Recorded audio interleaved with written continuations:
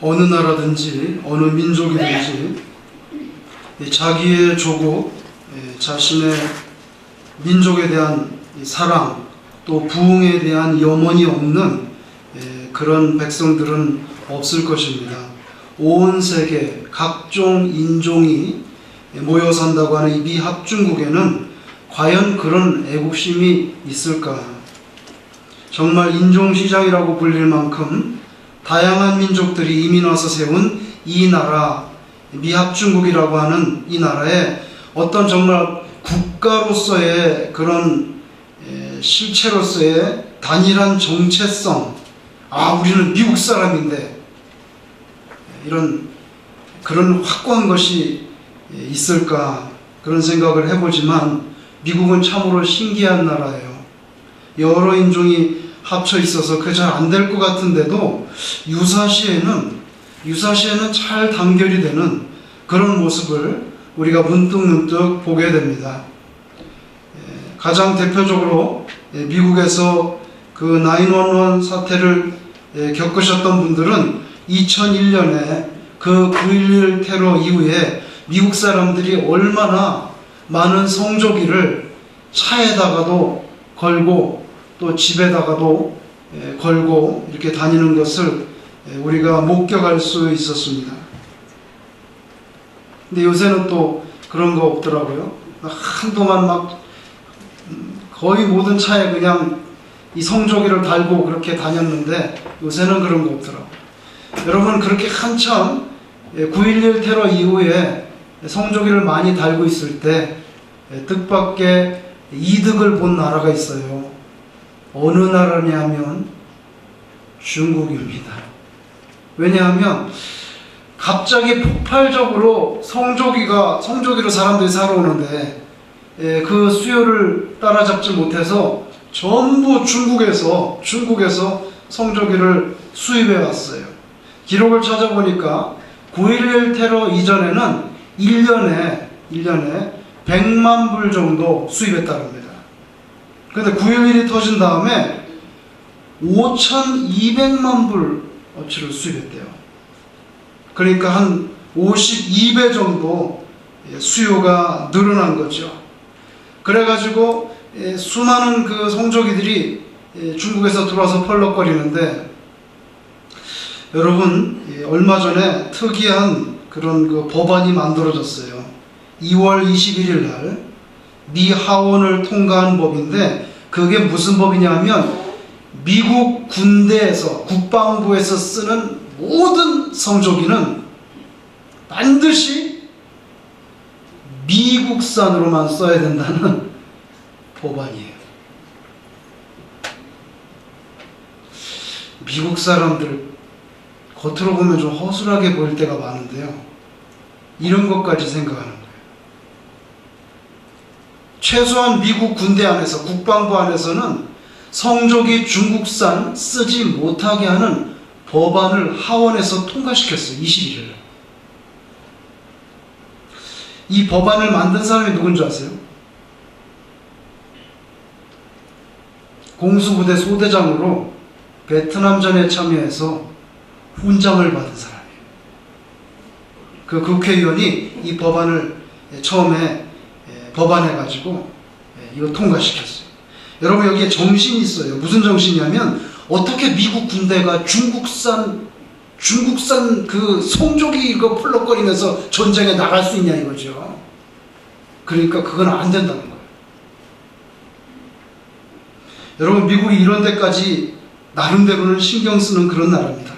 모르겠습니다. 대한민국의 태극기는 혹시 또 중국에서 들어오는 게 아닌가. 윤동주 시인이 십자가라는 시를 썼는데요, 그 앞부분에는 쫓아오던 햇빛인데 지금 교회당 꼭대기 십자가에 걸려있네, 이렇게 시작합니다. 쫓아오던 햇볕이 막 이렇게 쫓아오다가 지금 교회당 꼭대기 십자가에 딱 걸려있다는 거예요.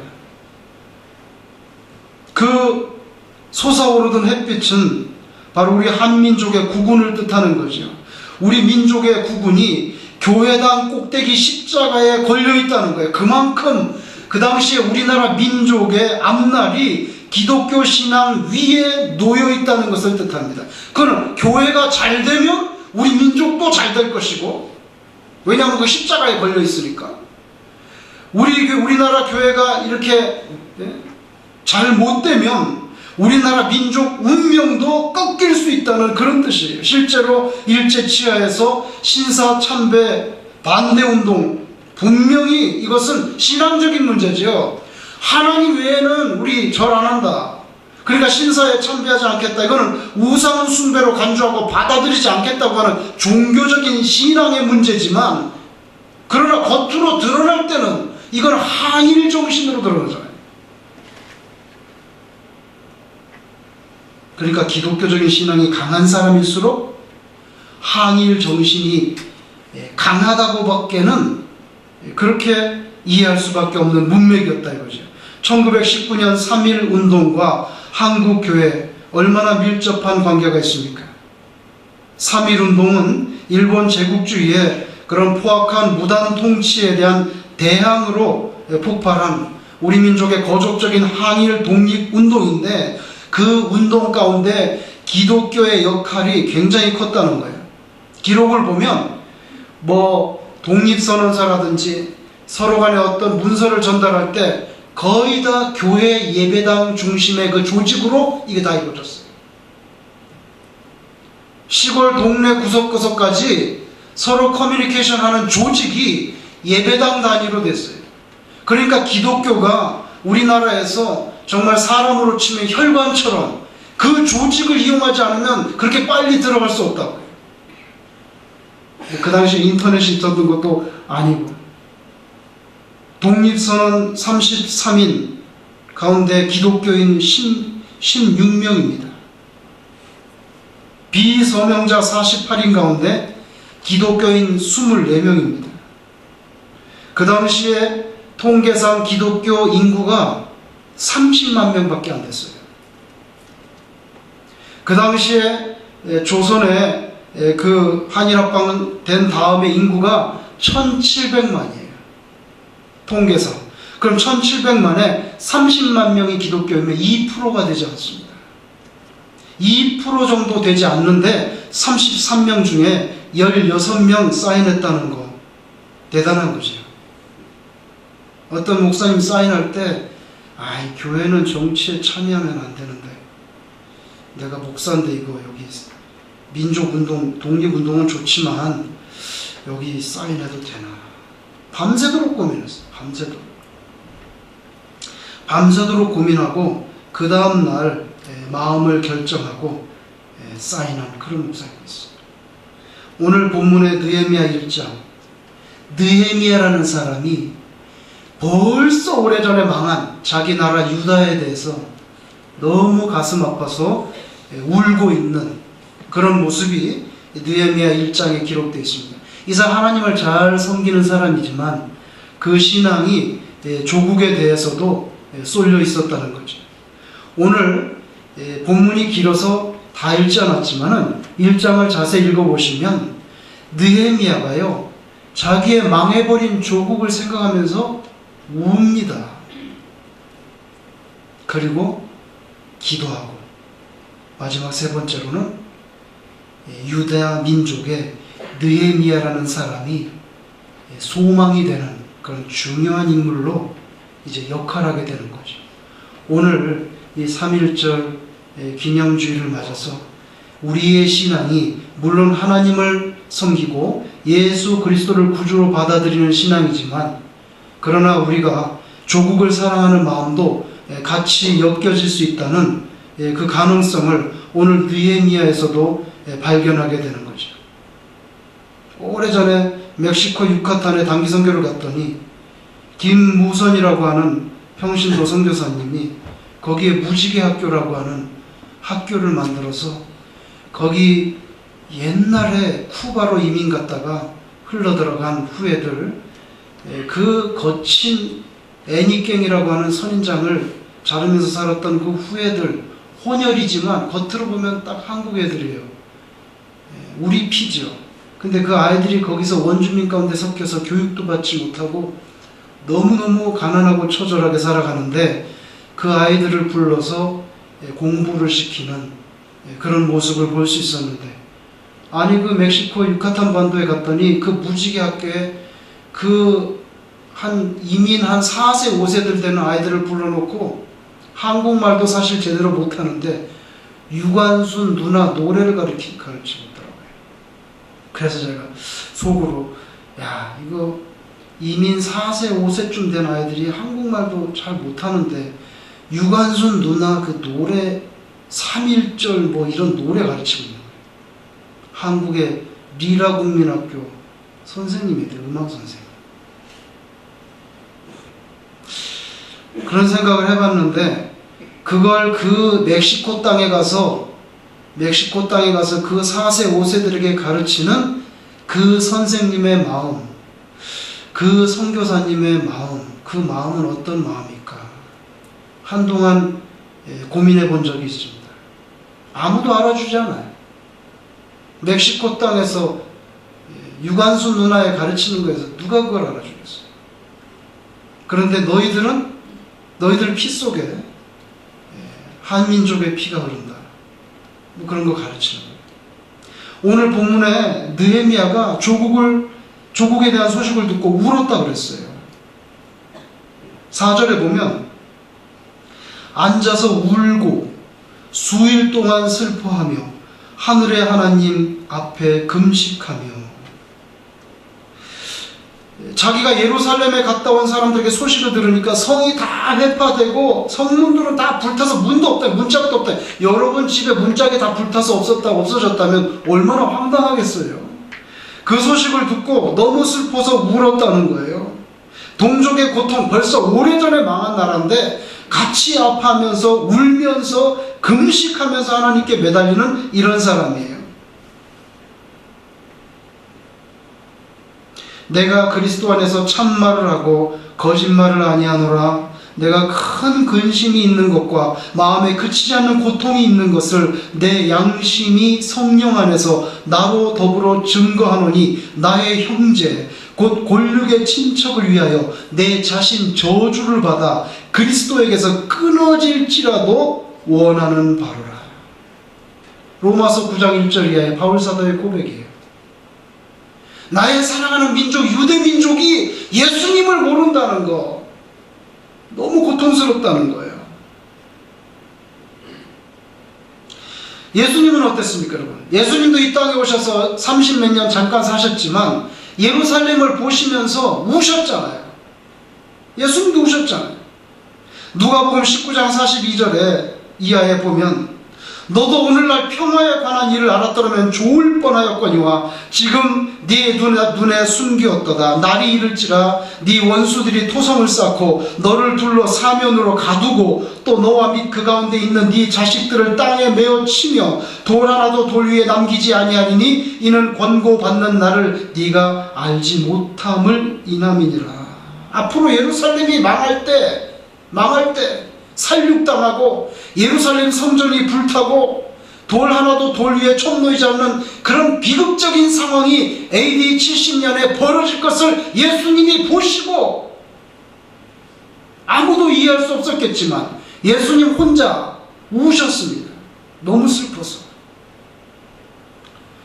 여러분, 이 가운데 한 백몇십 명 앉아 계신데 기도할 때, 우리의 조국 대한민국은 6.25 전쟁 끝나고도 이렇게 오랜 세월 동안에 하나가 되지 못하고 나라가 두 동강이 나 있구나.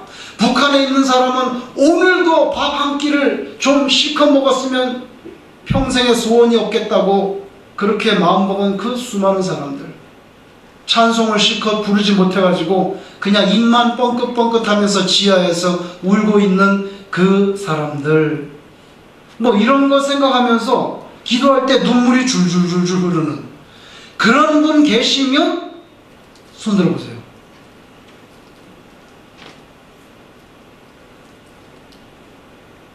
큰 선물을 주려고.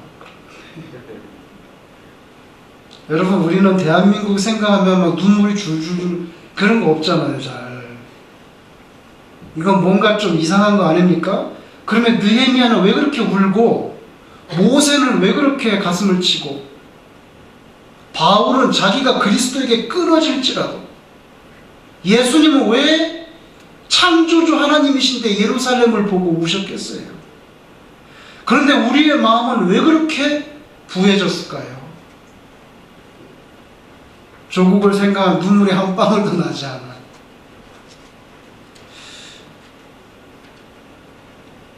느헤미야는 울었는데 우리도 그와 같은 심정이 되어야 되지 않을까. 우리 조국을 지키기 위해서 얼마나 많은 분들이 피를 쏟고 순교했잖아요. 독립군 하다가 이름도 없이 들판에서 죽어갔잖아요. 두 번째로 느헤미야는 본문에 보면 민족의 죄에 대해서 마치 자기가 지은 죄처럼 애통해하면서 회개하고 조국을 위해서 울고만 있는 게 아니라 중보의 기도를 드렸다는 거죠. 6절에 보면 이제 종이 주의 종 이스라엘 자손을 위하여 주야로 기도하오며 이스라엘 자손의 주 앞에 범죄함을 자복하오니, 자기가 지은 것도 아니죠. 뭐 자기가 그때 태어나지도 않았는데, 주는 귀를 기울이시며 눈을 여시사 종의 기도를 들으시옵소서. 자기 동족의 죄, 우상숭배의 모든 죄, 그거 생각하면서 자기가 되신 하나님 회개하니까 하나님 불쌍히 여겨달라. 울며 금식하며 기도했어요. 모세가 금송아지 우상을 만들고 그 앞에서 절을 하면서 범죄했던 백성을 위하여 기도한 것과 똑같습니다. 모세가 기도할 때 출애굽기 32장 31절 이하에 슬프도소이다. 이 백성이 자기들을 위하여 금신을 만들었사오니, 여러분 보세요. 우상은 누구를 위해서 만드냐면 자기를 위해서 만드는 거예요. 우리 마음속에 우상이 들어앉아 있다면 그걸 하나님을 위해서 만드는 거 아니에요.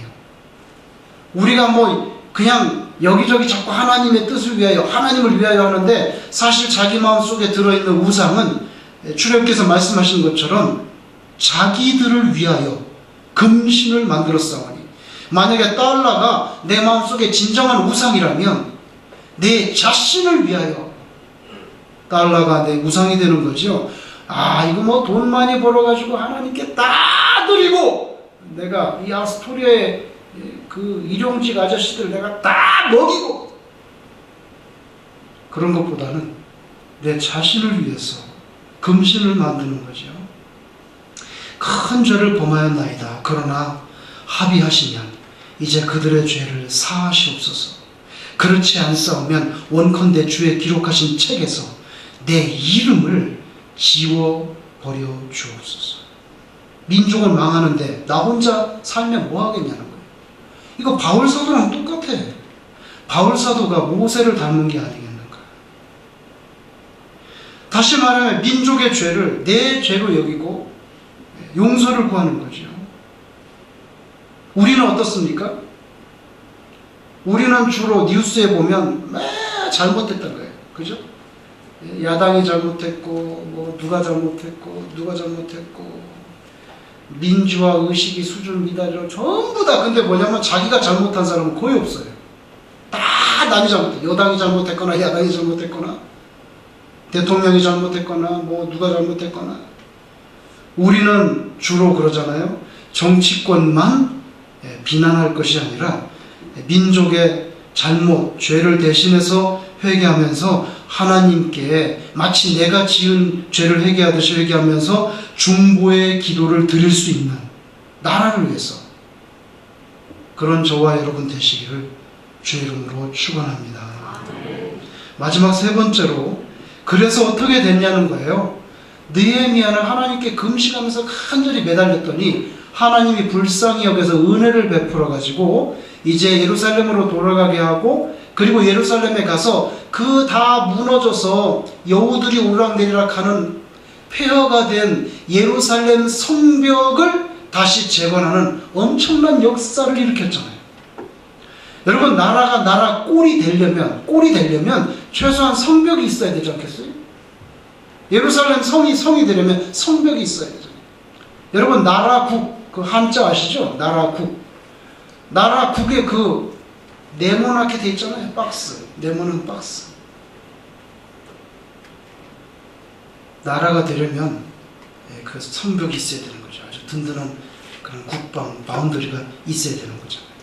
느헤미야가 예루살렘에 돌아가서 동족들에게 그런 희망을 주는, 소망을 주는 그런 존재가 됐다는 거죠. 주여 구하오니 귀를 기울이사 종의 기도와 주의 이름을 경외하기를 기뻐하는 종들의 기도를 들으시고 오늘날 종으로 형통하여 이 사람들 앞에서 은혜를 입게 하옵소서. 그래서 페르시아 사람에게 은혜를 받아서 이제 조국으로 돌아가잖아요. 그래서 바사왕 아닥사스다에게 나아가서 자기의 조국의 사정을 아랬는데, 아니 그거 벌써 오래전에 망한 그 변방의 그 조그만 나라 누가 관심 있어요 거기? 무슨 소리 하는 거예요 지금? 그럴 수도 있겠지만 하나님께서 그 아닥사스다의 마음을 감동하니까 내 네 필요한 대로 다 줄 테니까 사줄 테니까 네 고향으로 돌아가서 일해라. 내가 너를 적극적으로 후원하겠다. 그건 누가 주는 겁니까? 하나님이 그런 마음을 주는 거죠. 페르시아 왕이 뭐 답답하다고 지중해 연안에 변방에 그 다 무너져서 벌써 폐허가 된 거기에 무슨 돈을 쏟아붓겠어요? 여러분, 우리 민족사의 3.1운동 역시 우리 민족에게 소망을 주는 그런 운동이었어요. 독립선언문 가운데 이렇게 돼서 새하늘과 새 땅이 눈앞에 펼쳐지느나 힘의 시대는 가고 도의의 시대가 오느나. 여러분, 여기 새하늘과 새 땅이 눈앞에 펼쳐진다. 뭐 이런 거 괜히 나온 줄 아세요? 요한계시록에 보면 뭐가 나옵니까? 새하늘과 새 땅이 나오죠. 선교사 스피어라고 하는 선교사가 쓴 편지에 보니까요, 한국에 있던 장로교 소속 선교사인데 선교부 본부에 이렇게 보냈어요. 교회만이 이 나라에서 유일한 희망입니다. 교회는 공동의 목표를 향하여 결합하는 방식을 이해하는 사람들과 지적으로 소생한 사람들, 인격과 용기와 희망에 가득 찬 사람들을 집단적으로 양성합니다. 대중을 회심시켜 교육시키는 일이 이 나라의 유일한 희망입니다. 이렇게 편지 썼어요. 오늘날도 우리 기독교인들이 대한민국의 희망이 되는, 교회 다니는 사람 그 믿을 수 있지. 그 사람 교회 다녀?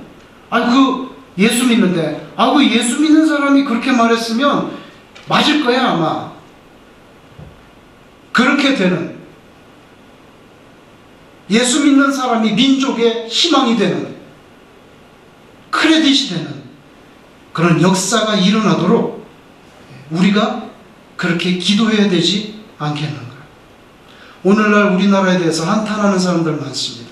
어떤 분들은 명청 그 구한말 시대랑 별로 달라진 거 없다는 거예요. 미국과 중국과 러시아와 일본 강대국 틈바구니 속에서 우리의 입지와 정체성을 반듯하게 세우면서도 또 남북을 통일해야 되는 이 기가 막힌 운명 속에서 버둥거리고 있는 우리의 모습, 박근혜와 시진핑과 아베 신조가 오늘날 동북아의 신삼국지의 새 지도자로 서로 자기 나라의 이익을 조금이라도 더 얻으려고 머리를 씁니다. 거기다가 러시아가 질세라 호시탐탐 눈을 뜨고 달려들잖아요. 우리의 자존과 부강을 이루어내고 통일을 해야 되는데 이게 얼마나 막중한 역사적인 사명입니까? 문제는요, 쉬운 해법이 잘 보이지 않는다는 거예요. 어떻게 우리가 이 상황에서 통일을 하고 이 강대국 틈바구니 속에서 우리의 자존감을 세우고 우리 민족을 부흥시키는 그런 일을 해나가는 거예요. 가장 기본적으로 우리나라 안에서라도 마음이 하나가 돼야 되죠. 뭐 나라까지 갈 것도 없어요.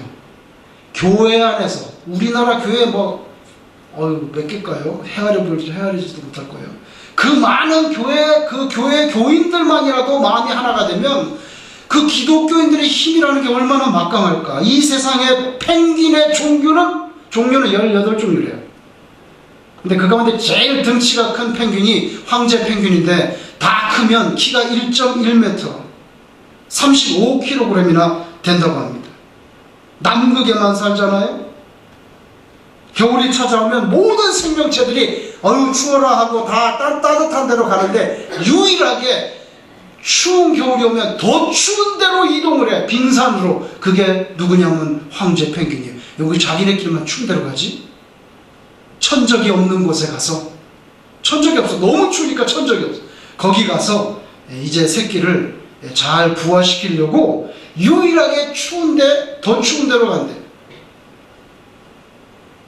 암컷이 알을 낳아서 수컷한테 인수인계하고 그 다음에 먹이를 구하러 바다로 떠나면 그때부터는 부화는 이제 수컷의 책임인데, 여러분 필름에서도 보셨을 겁니다. 영하 50도까지 내려가는 그 혹한 남극에서 걔네들이 먹지도 않고 어떻게 버티는지, 마치 운동장에서 경기장에서 어깨동무한, 그러니까 원을 하고 서로 경기하는 선수들처럼 황제 펭귄들이 전부 다 동그랗게 서가지고 촘촘히 서가지고 등을 바깥으로 두고 다 원 중심으로 고개를 향하고 추위에 이렇게 숙이고 있는 그 모습 보셨죠?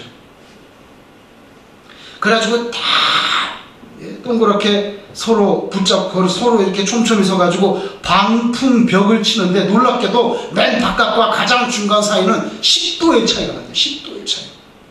그럼 맨 끝에 있는 펭귄들은 영하 50도에 그냥 내버려두면 죽는 거예요. 어떻게 합니까? 하나님이 지혜를 주셔가지고 로테이션 하는 거예요. 그래서 맨 바깥에는 영하 50도인데 그 안에는 10도나 따뜻하다는 거예요. 그래서 이렇게 있다가 조금 있으면 아야 하면서 또 바꿉니다. 이게 뭐야? 바꿔 시간 됐어 와 하면서, 그게 한번 제 생각에는 바꿔 시간 됐어 빨리 나와 그래가지고 바꿔가지고 또 안으로 들어가고, 안에 있는 펭귄은 바깥으로 나오고, 바깥에, 그래갖고 한 마리도 얼어 죽지 않고 살잖아요.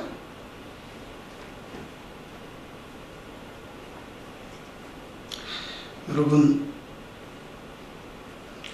우리는 어떻습니까? 우리는 무한 경쟁 시대에서 서로 돕지 않고 각자 이기적인 개인주의 해결책을 찾다가 나중에는 그냥 같이 다 죽는 쪽으로 흘러가는 그런 분위기잖아요. 남극 빙산에 헌법이 없어요. 헌법. 지도자 없어요. 대통령, 경찰, 재판관, 국회의원 없지만 나름대로 공평한 질서를 추구하면서 안 얼어 죽고 같이 로테이션하면서 살아갑니다. 이거 공동체의식, 협동정신. 근데 우리나라는 보면 그저 대통령 되는 데만 관심이 있는 것 같은, 그래서 참 안타깝죠. 그냥 누가 대통령 된다면 그 다음부터 뉴스가 뭔지 아세요? 맨날 그 다음에는 누가 대통령 하냐. 아유, 대통령 되자마자 그냥, 아직 그 대통령 끝날 때쯤 되면 그건 좋은데, 아유, 대통령 되자마자 그 다음부터 계속 그냥 누가 대통령 되냐고 맨날 그 얘기야, 이 뉴스가. 아유, 그냥 대통령 된 사람도 참 힘들겠어요. 올라가자마자 그 다음 대통령, 맨날 뉴스가 그 다음 대통령, 그거 피곤해서 살겠어요? 아우, 지겨워. 아니, 그것도 레인더기로 끝날 때쯤 돼서 그런 얘기가 나오고 예의상 좀 그래야지. 어떻게 새로운 사람 대통령 돼, 그 다음 사람 누구 할 거야? 빨리 줄 서. 오늘 본문의 느헤미야는 이미 벌써 망해버린 유다 왕국과 그 잔존 백성들에 대한 사무치는 서러움과 회복에 대한 갈망을 품고 하나님께 막 금식하면서 기도했더니 하나님께서 아닥사스다 페르시아 왕의 마음을 싹 녹여가지고 후원해가지고 예루살렘에 가서 예루살렘을 재건하잖아요. 여러분, 우리 민족이 잘 될 수 있는 유일한 해법이 사실은 하나밖에 없어요. 하나님의 도우심. 그거밖에 없어요. 사실은 너무나 명료해. 여기 오늘 느헤미야가 조국을 위해서 산속에 들어가가지고 몰래 사병을 막 양성해가지고 군대를 만드는 것도 아니고 은밀히 막 재산을 모아가지고 내가 예루살렘에 가서 경제로 이렇게 부흥해야겠다 뭐 그런 것도 아니고요. 오직 한 가지, 그냥 금식하면서 하나님 제발 살려달라고, 우리 민족 좀 살려달라고, 좀 제발 불쌍히 좀 여겨달라고, 그거밖에 한 게 없어요. 그런데 페르시아의 황제의 마음이 움직여서 이 느헤미야를 도와서 예루살렘 성벽이 다시 재건되는 이런 사건이 벌어지잖아요. 윤동주가 쓴 십자가라고 하는 그 시 첫 부분에 신앙과 민족 운명이 한 가지 같은 배를 타고 있다고 하는 그런 시적인 통찰력이 오늘날 이 시대에도 그대로 똑같이 유효해요. 다시 말하면 우리가 잘 될 수 있는 길은 하나님밖에 없다. 한국에 1000만이 넘는 자칭 그리스도인들이 있습니다. 그분들이 죽기 살기로 하나님께 막 느헤미야처럼 막 죽기 살기로 매달리면, 모세처럼 막 그렇게 매달리면, 바울처럼 난 그냥 우리 민족 그렇게 매달리면 살아계신 하나님이 눈을 꼼짝꼼짝 하지 않으실까요? 저는 가끔씩 그런 엉뚱한 상상을 해봐요.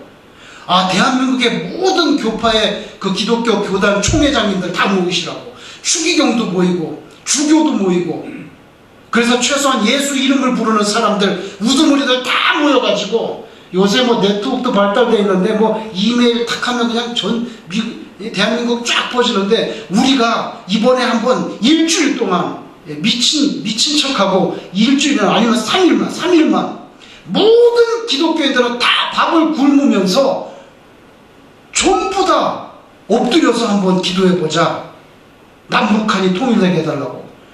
그런 사건이 정말 유명무실한 거칠의 형식이 아니라 진짜 그런 사건이 한번 벌어지면 하나님께서 눈을 깜짝깜짝 하시고 그 북한을 하나님이 싹 이렇게 마음을 해가지고, 우리는 상상할 수 없지만 하나님만의 방법으로 그렇게 해서 그냥 나라가 탁 통일이 되는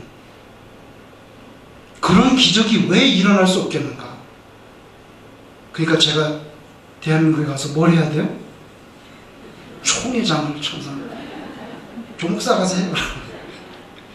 여기서 떠들지 말고 가서 해요. 아니 근데 그게 왜 가능하지 않을까요? 한경진 목사님이나 이제는 돌아가셨으니까 뭐 그 다음에 유명한 목사님들 있잖아요. 목사님들. 그런 목사님들이 먼저 주최를 해가지고 딱 3일만 정말 물만 먹고 해보자. 그럼 대한민국의 모든 예수 믿는 한 1000만 명이 3일 동안 그러면 하나님이 과연 가만히 계시겠냔 말이죠. 근데 그런 건 잘 안 돼요. 잘 안 돼요. 지도자부터 하나가 돼야 되는데, 여러분 우리는 멀리 미국 땅에서 그나마 모세나 사사시대의 사사들처럼, 여러분 사무엘 뭐라고 말했어요? 나는 여러분들 민족을 위해서 기도하는 죄를 범하지 않겠다. 얼마나 민족을 사랑하는지. 사무엘처럼, 느헤미야처럼, 바울처럼, 예루살렘을 보시고 우셨던 예수님처럼 그런 간절한 마음을 가지고 우리가 조국과 민족을 위해서 늘 기도할 수 있는 그런 귀한 신자가 되시기를 주의 이름으로 축원합니다.